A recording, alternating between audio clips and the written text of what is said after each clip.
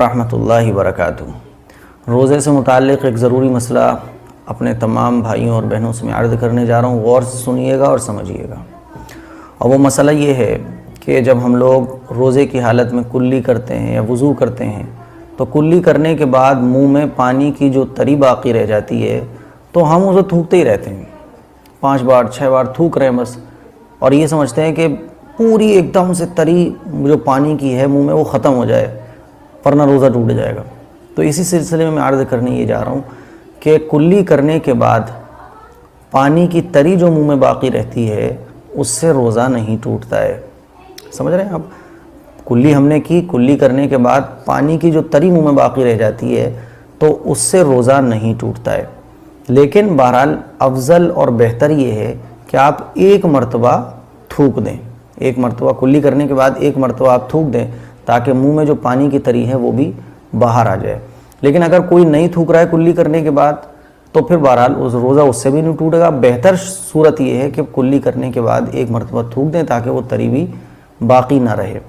اب بعض حضرات کیا کرتے ہیں، بعض خواتین، بعض ہمارے بھائی کہ کلی کرنے کے بعد تھوکتے رہیں گے 4 بار 5 بار 6 بار، تو بھائی تھوکنے کی ضرورت نہیں ہے۔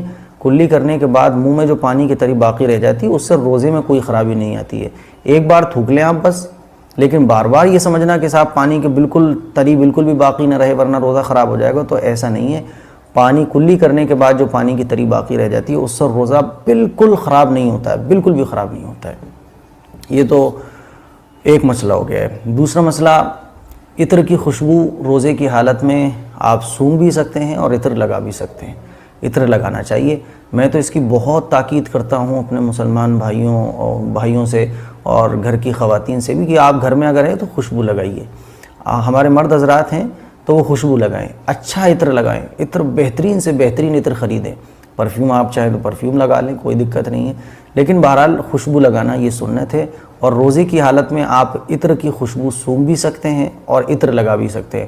خوشبو سونگھنے سے بہرحال روزہ نہیں ٹوٹتا ہے، لیکن ایک تو وہ خوشبو ہوتی ہے اگربتیوں کی جس میں دھواں ناک کے راستے اندر جاتا ہے، تو اس سے بچنا چاہیے۔ لیکن جو ویسے ہی عطر ہوتے ہیں، ویسے ہی خوشبو ہیں جس میں دھواں وغیرہ کچھ بھی نہیں ہوتا ہے، تو ایسے عطر لگانے سے بھی روزہ نہیں ٹوٹتا ہے اور خوشبو سونگھنے سے بھی روزہ نہیں ٹوٹتا ہے۔ تو یہ ایک ضروری مسئلہ تھا، خاص طور پر وہ کلی والا، کیونکہ کلی کرنے کے بعد میں نے دیکھا ہے بعض حضرات تھوکتے رہیں گے، انہیں یہ لگتا ہے کہ پانی کی تری اگر اندر چلی جائے گی تو روزہ ٹوٹ جائے گا۔ تو کلی کرنے کے بعد منہ میں جو پانی کی تری باقی رہ جاتی ہے اس سے روزے میں کوئی فرق نہیں آتا ہے، لیکن بہرحال بہتر یہ ہے کہ آپ ایک مرتبہ تھوک دیں، لیکن بار بار تھوکنا یہ غلط ہے۔